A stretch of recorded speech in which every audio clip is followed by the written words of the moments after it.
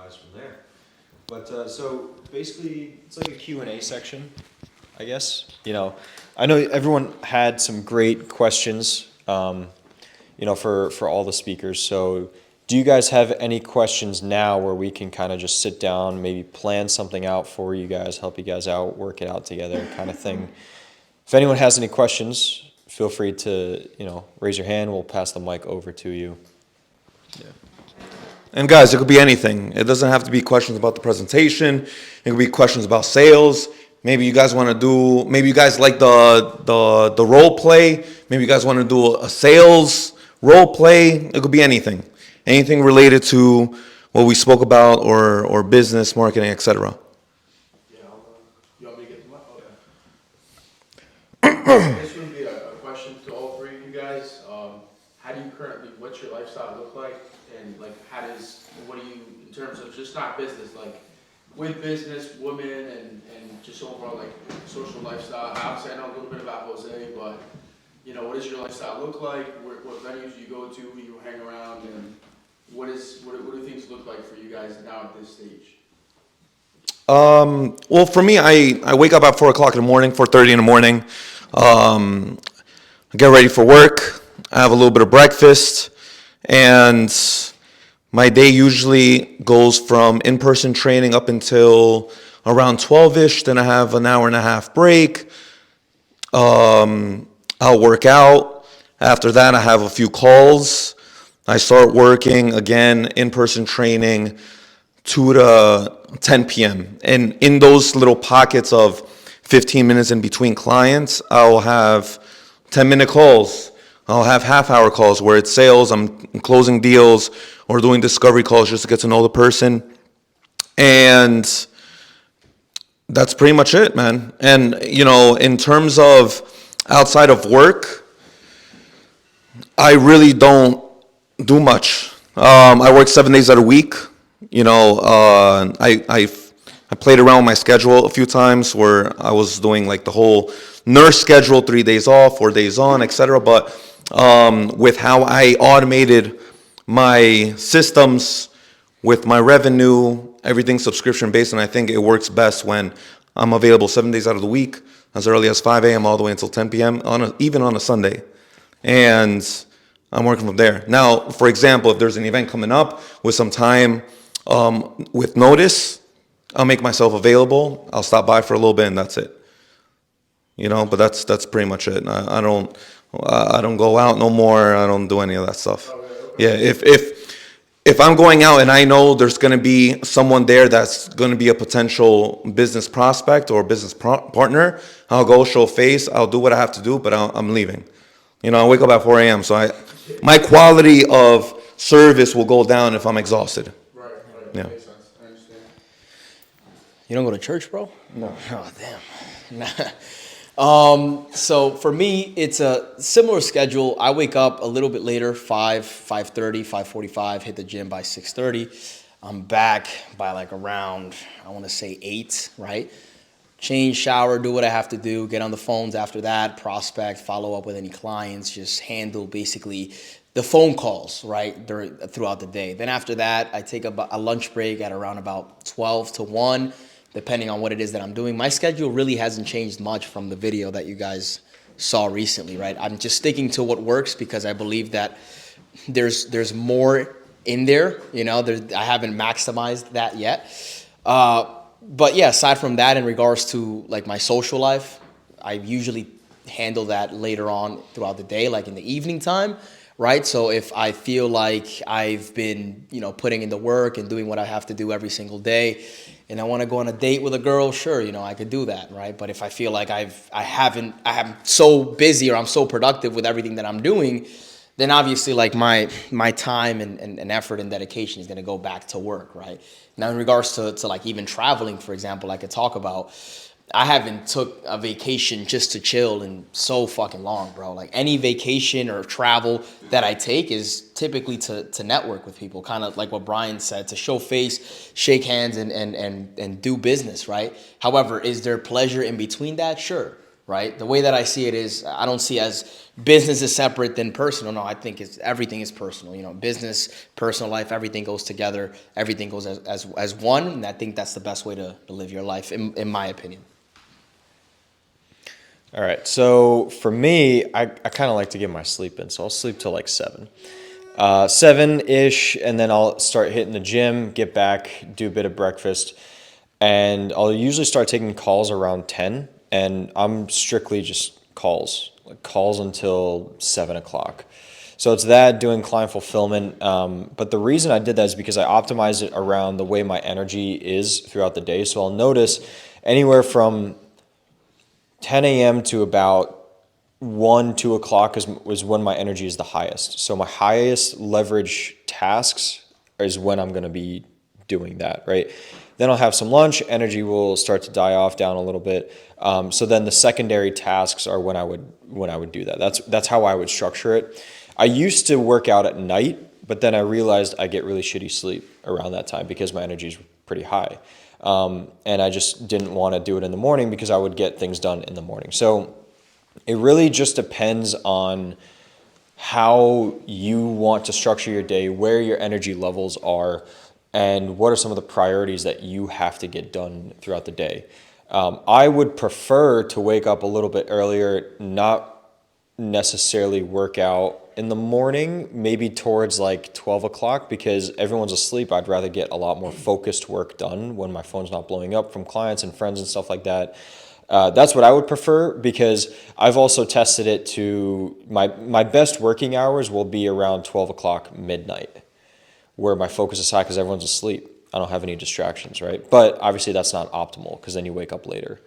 So it really depends on you and how you optimize it, and you want to be able to test different things and test them out for a long period of time, 7, 14 days, right? And see where your focus is going, how much you can focus, and where your energy is, right? So if I had to give you, some help based off of that, that's what I would say is learn. Yeah. Sounds similar to mine too. Yeah. Makes sense. Yeah.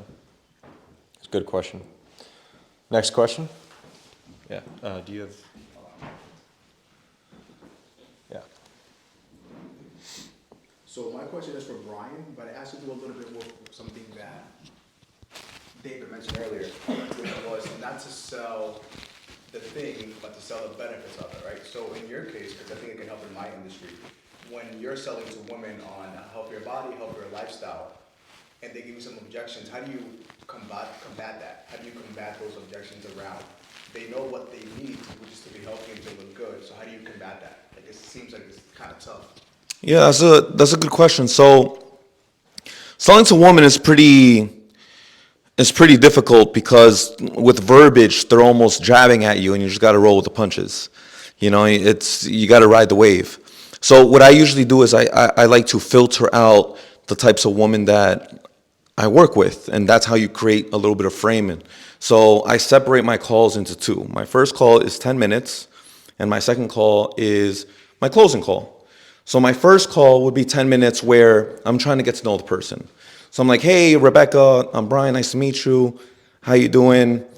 We're having small talk. And then I ask her a little bit more about what the problem is. My first question is, what problem are we trying to solve? Right there and then, she's acknowledging that there's a problem, and then she wants to elaborate on that.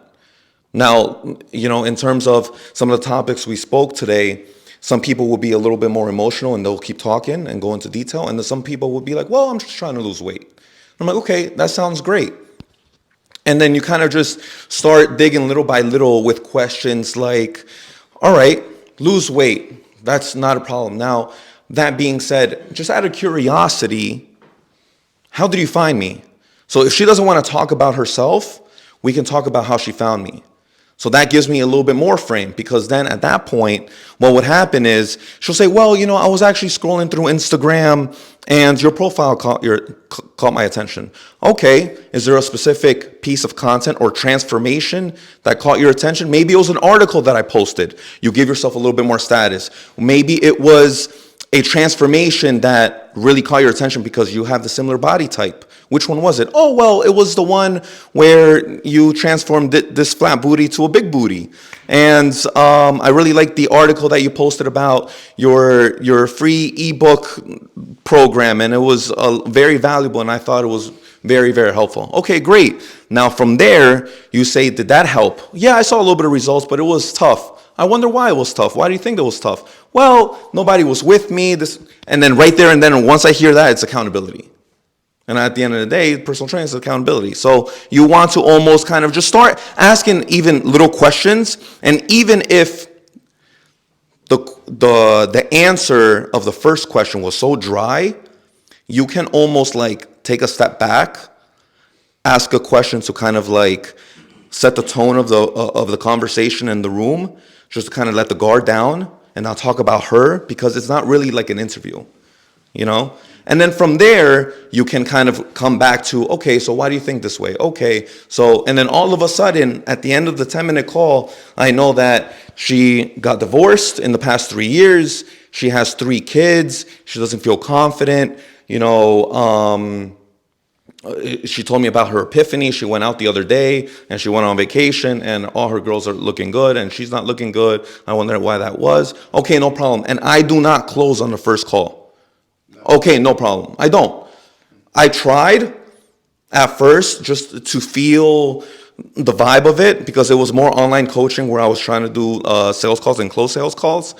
But it's so 50-50. I have a better rate of closing when I initiated frame, I have status, we identify the problem, and then we get to schedule a second call. And that second call needs to be within a week.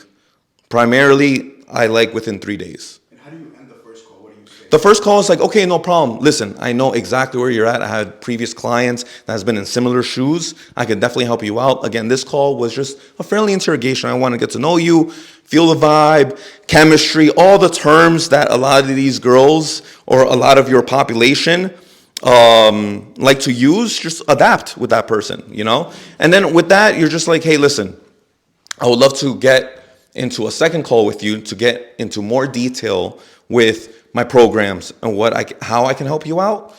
However, I have a second call right after this, and I have to hop off. Right there, you're showing even more status in frame that you're so busy, but you actually took 10 minutes to acknowledge her.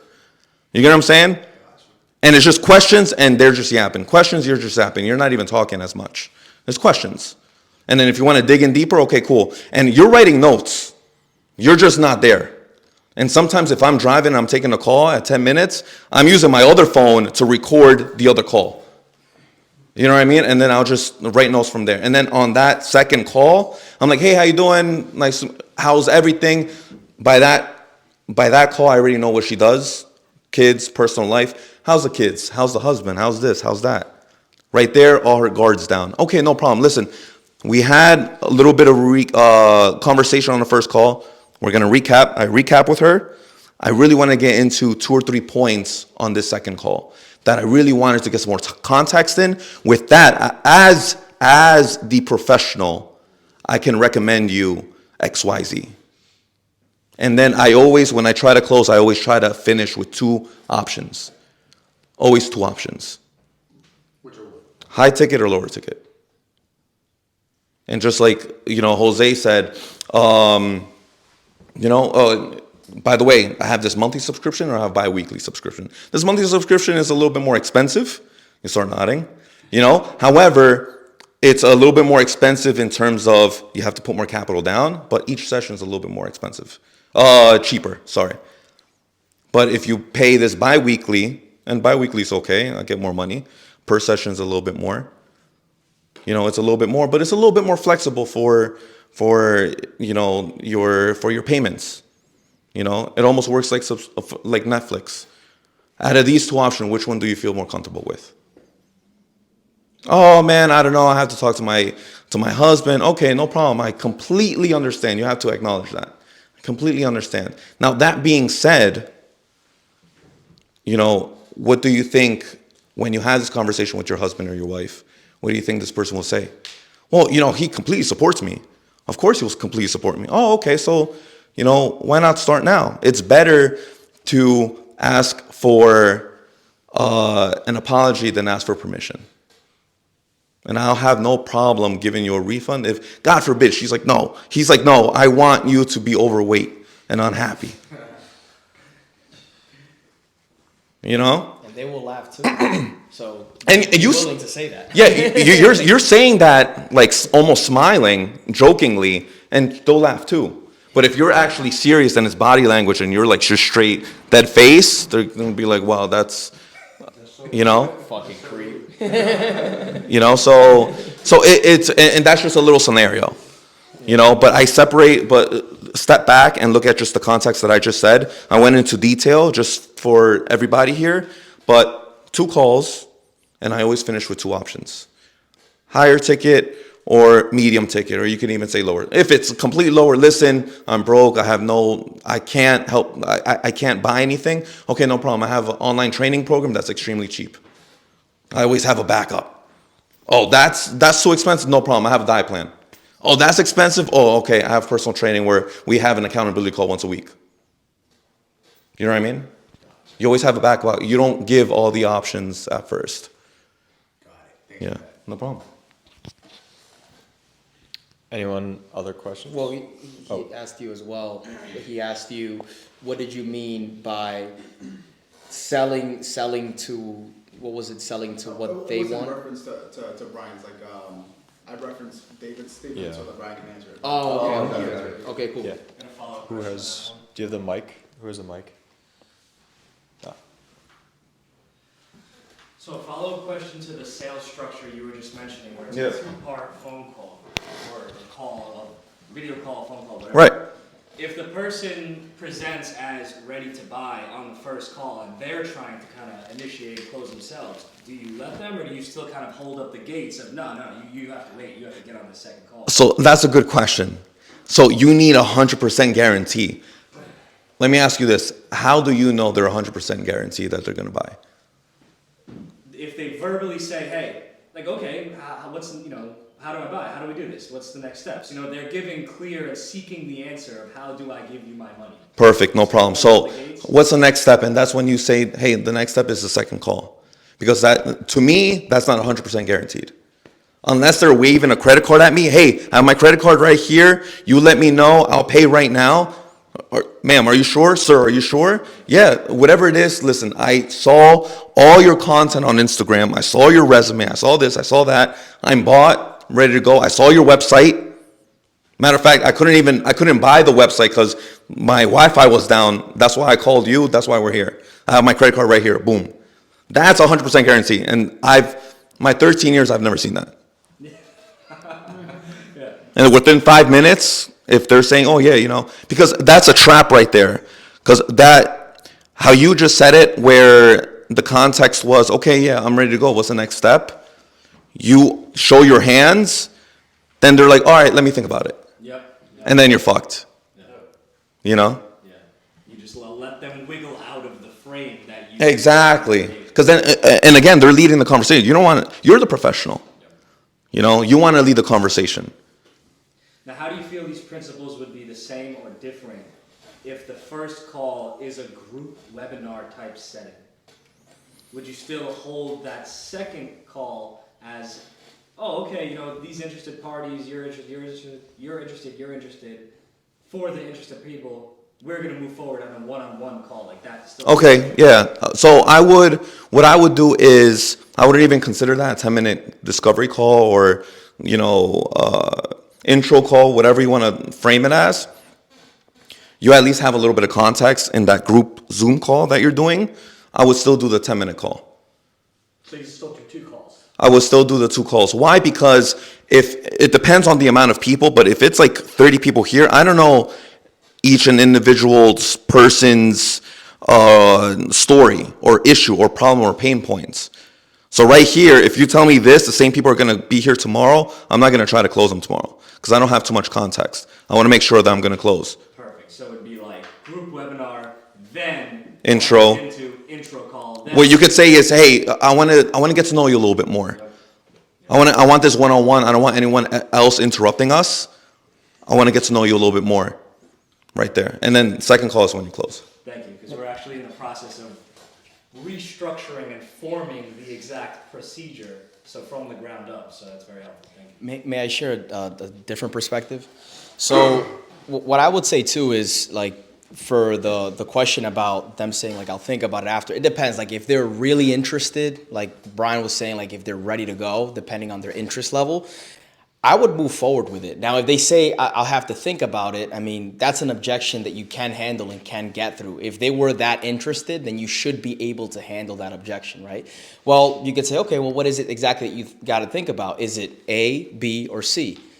You know, so usually the way that I got to think about it is, well, for my specific industry, you could say is real estate. Well, normally when people say that they have to think about it, I completely get it because it is a big decision that you're making. Now, typically they have to think about these three things. Number one, are you 100% ready to sell your property?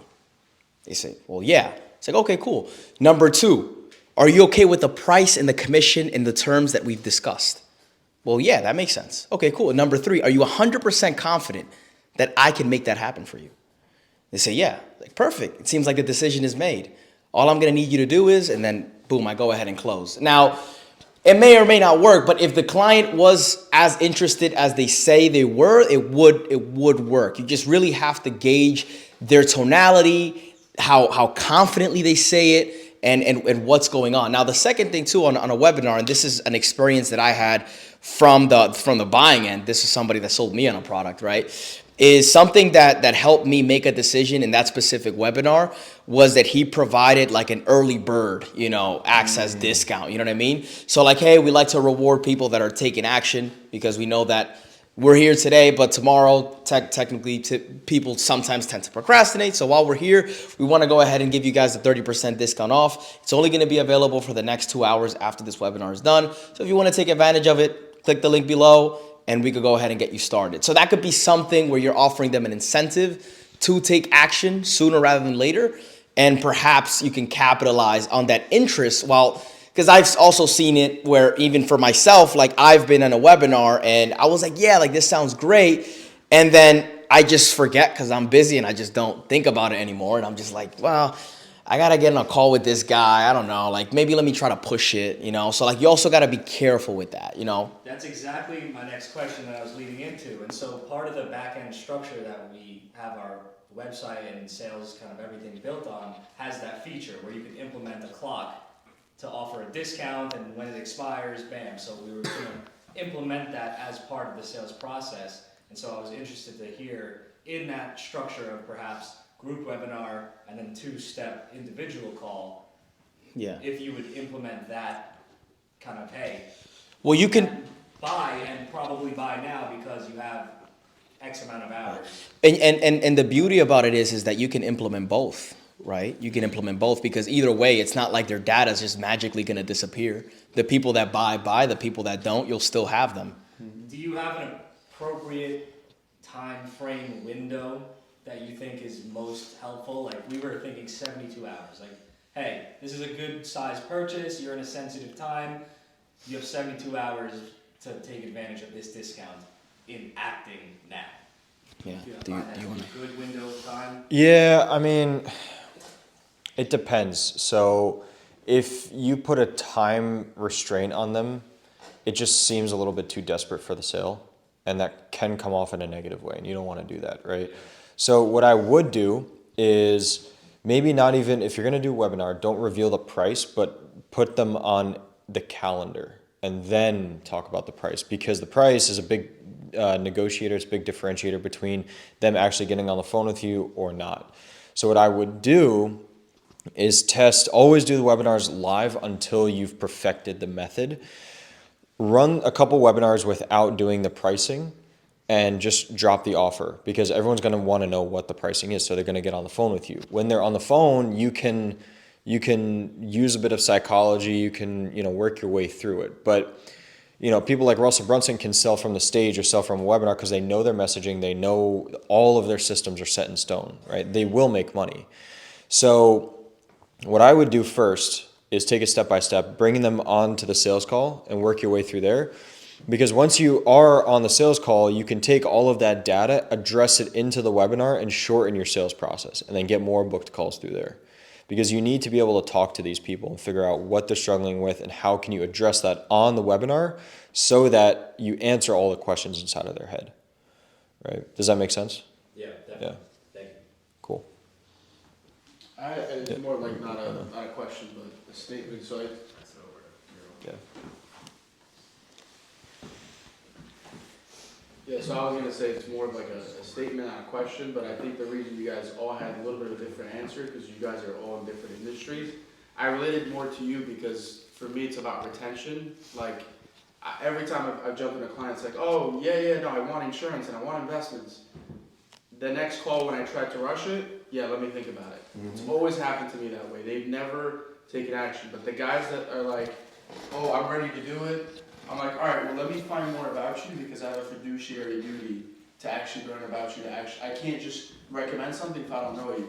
They, most of the time, 90% of the time, become clients.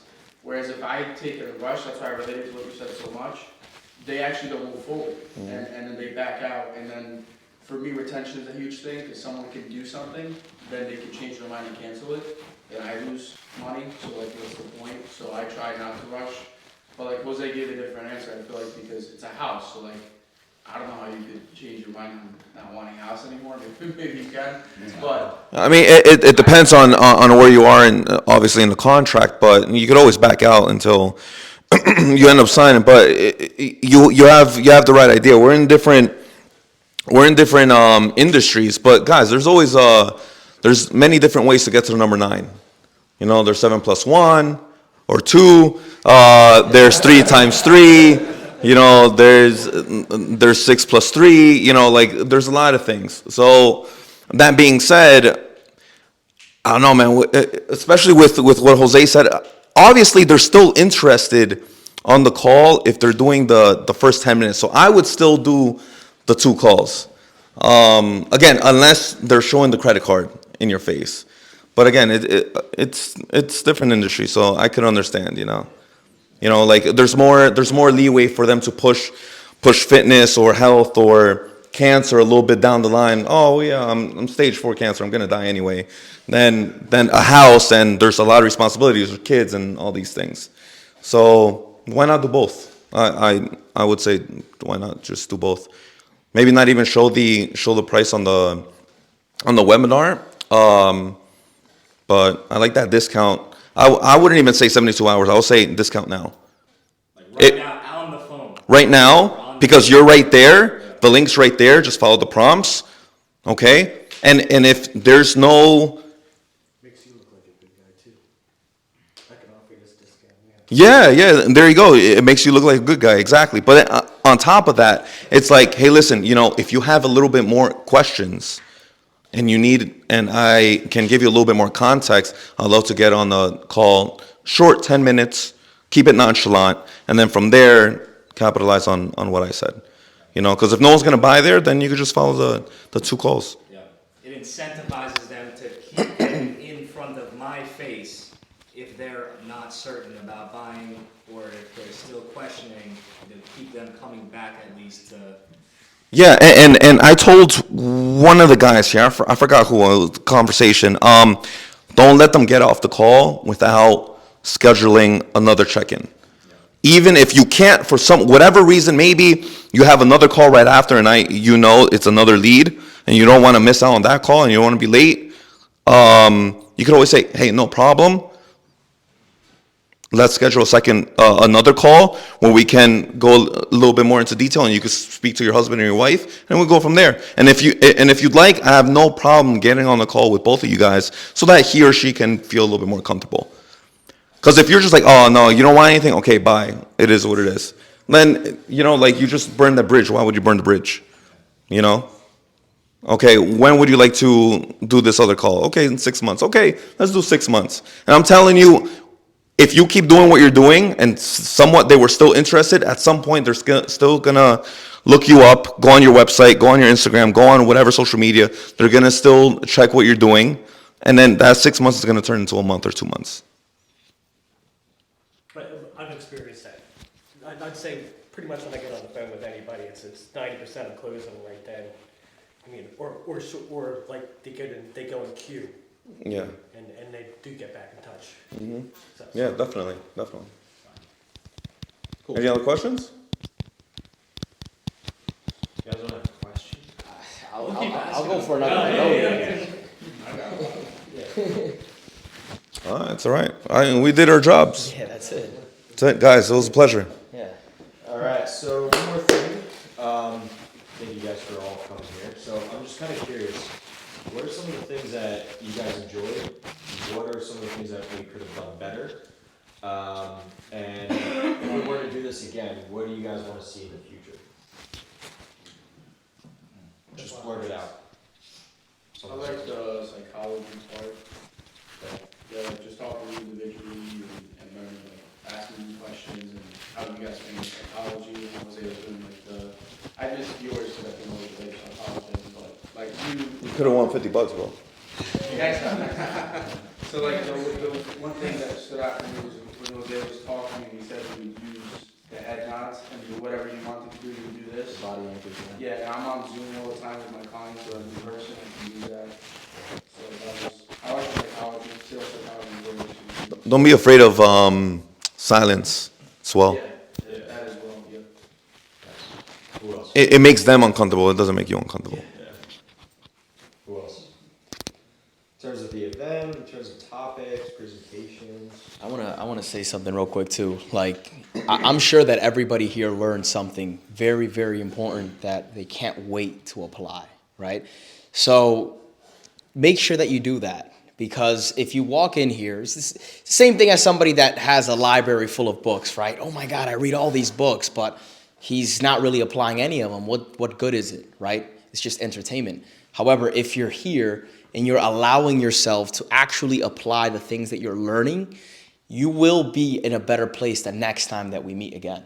So make sure that you apply these things, because it's not just about being here. And also, like the contacts that you guys made here, you probably exchanged numbers and information with each other. Follow up with each other, check in on each other, see how you guys are doing, right? And perhaps somewhere down the line, you may possibly find your next business partner, your next friend, your next brother, your next... There's so many opportunities here, right? However, it's only going to be available to you if you apply it. So make sure that you all apply it. And apply at least one thing. Doesn't have to be everything, just one, right? One key takeaway. Actually, let's do that. Let's anyone say a random key takeaway that you guys had from today. I'll say, was it? Want to pass the mic over? Yeah. Yeah. Let's pass those through. Okay, kind of stuck with me. Jose, from your first, like the beginning of the presentation, you're talking about like the questions to think about, like what is your why. It's always stuff like I've heard before, but also thinking about that, like you need to know exactly like where you're going and why you're doing it in the first place to know exactly how to get there at the end of the day. So that's that's just something that's stuck with me huge there. Nice. Yeah, think about it, bro. Like if you open up your phone and you go to the Apple Maps or Waze or whatever you use, and then you put it to a location, the GPS isn't going to work if it doesn't know where you're at, right? So you need to know where you're at so that you understand how to get there, right, where you're going. So definitely, bro, self-reflect upon yourself and always, look to improve. Even if there's nobody else that you can do it with. I mean, if you have an accountability partner or somebody that you can speak with and reflect about, that's even better. However, even when you're by yourself, if you could record your calls, right? You're in sales, right? If you could record your calls and listen to your calls and reflect upon the things that you've learned about the references that you have in your mind about what your coach told you or the things that you learned at maybe this event, and say, oh, I should have used a downswing when I was doing that embedded command instead of an upswing. It made me sound a little bit, not confident in what I was asking or whatever it is, you know what I mean? Allow yourself that time to reflect in what you're doing, and that will allow you to also be consistently keeping track of where you are along your journey. Nice.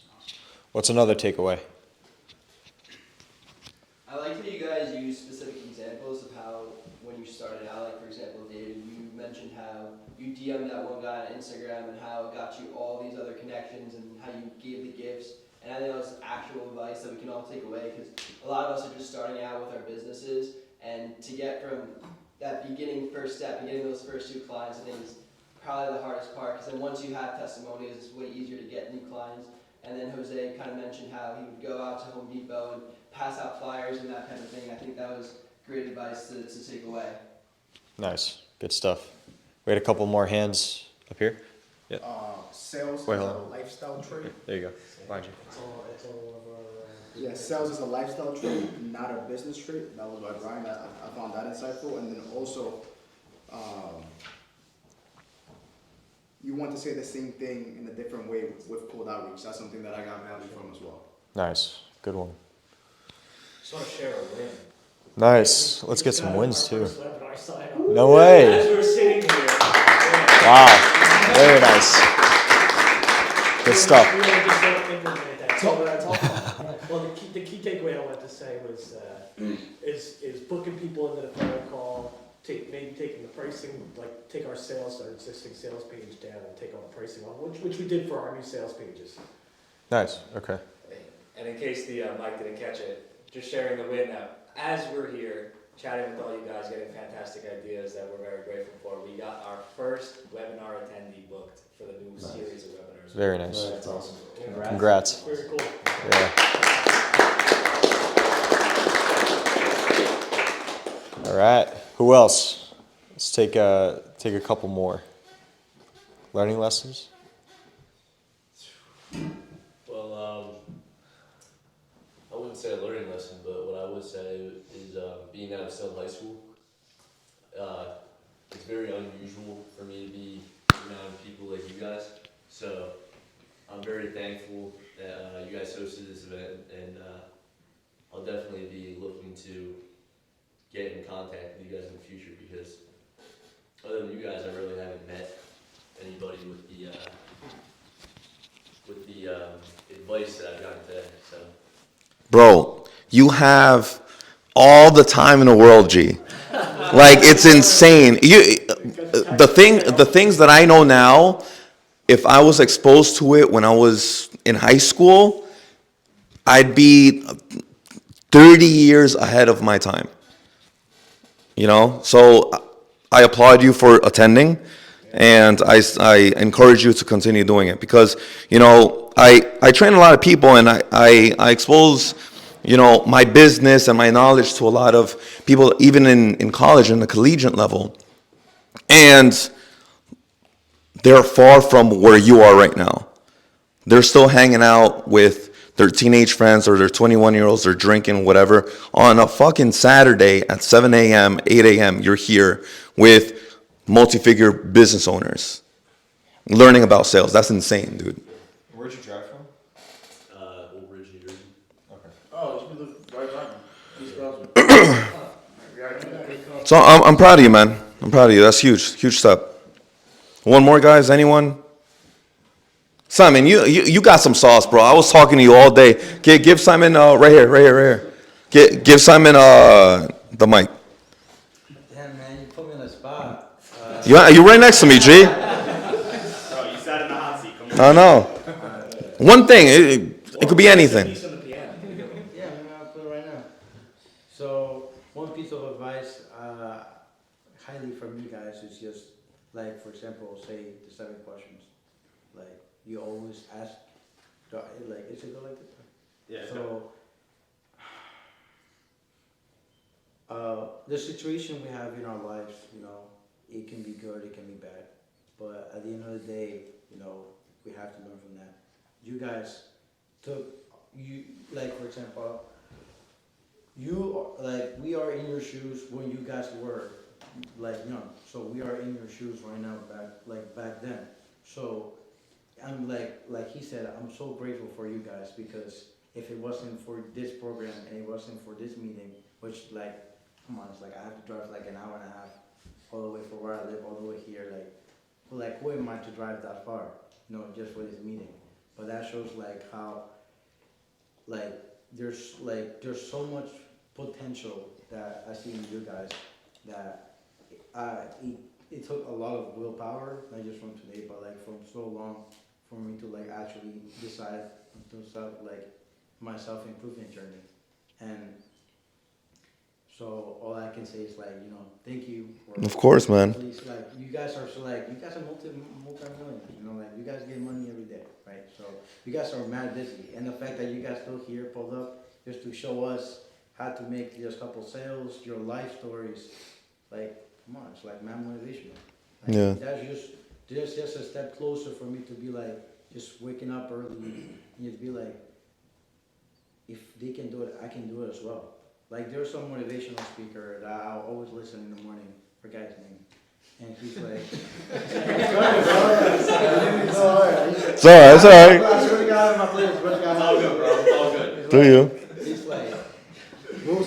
like, roses can grow out like out the concrete. And do Mm. Yeah, So if you guys can do it, why can't I not do it? exactly. Can I say something, bro? Yeah. So, yeah, bro, you're 100% right. And then you also have to understand that we all have to make certain sacrifices to get to where we want to go, right? Like, you may have drove an hour and 30 minutes just to get here, but fucking Brian flew from California, right? So you have to understand that you're also in a competitive environment, right? And you have to be willing to do the things that may seem a little bit uncomfortable for you, because you have to understand that other people are doing that or maybe even getting more uncomfortable. So it's okay, right? There may be certain people in your life that may possibly be complacent and may possibly say, oh, well, you know what? You got to take it easy. You got to take it slow. I mean, listen, bro, step by step, you're here. That's the first step, right? You're now having conversations with us. You're having conversations with everybody here. And now little by little, your mindset is going to start to improve and you're going to start to apply these things, right? You're going to start to see your reality change right in front of you. I mean, how amazing is that going to be, right? However, you have to make the changes that you have to make in your life and allow yourself to get uncomfortable and make those decisions that may not 100% seem convenient at the time, but trust me, they will be convenient once you make that decision and you see how much value you can gain from it. Right. Just keep going, bro. Just keep going. You know what's crazy is that I had like, after high school, like I used to be like the class clown, right? Like I used to have a lot of friends, supposedly, until they realized they're complacent. They rather like, I used to study Passaic. Man, I was like, I guess ghetto-ish. So I wasn't. Where, Patterson? Nah, yeah. No. Similar, similar. but you don't know what's up. So the thing is that everybody didn't have an idea of what they wanted to be in the future. Everybody wanted to be a shoe trade, or they just wanted to like live life right now. But I just didn't think like that way because, like, my dad came from another country, right? From Spain, come here just to work his ass off for me to get a better life. Boy, mine just to go around, hang out with friends, smoke weed or whatever, or just do anything like that's not like my dad looks up a lot to me because I'm his son. I need to set an example for my generation to come, right? So I cannot just be doing nothing and then do nothing productive. Now, by standing here once again, shows that I'm 100% willing to change my life. And if I have to sacrifice even sleep, for example, I'll do whatever it takes. Because you have to do whatever it takes in order for it to change your life. So before we move on, I just want to ask you one question. What's one thing that you're going to implement that you picked up on today? One thing that you got from today that you're going to implement and that you're going to apply? Anything. One thing that you're going to do differently. And of course. One thing, bro.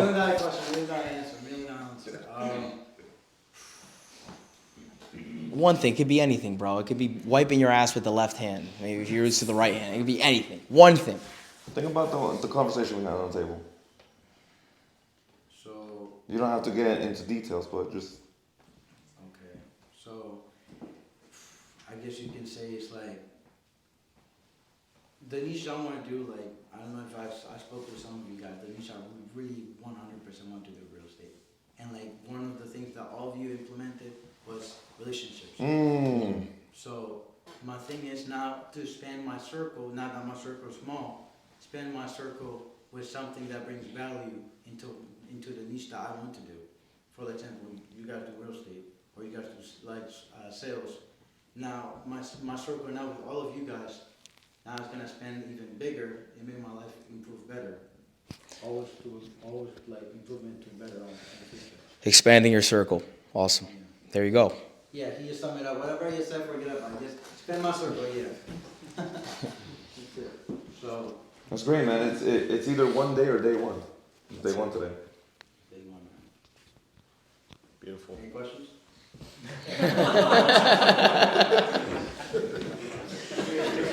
We're good. Let's go. Let's go.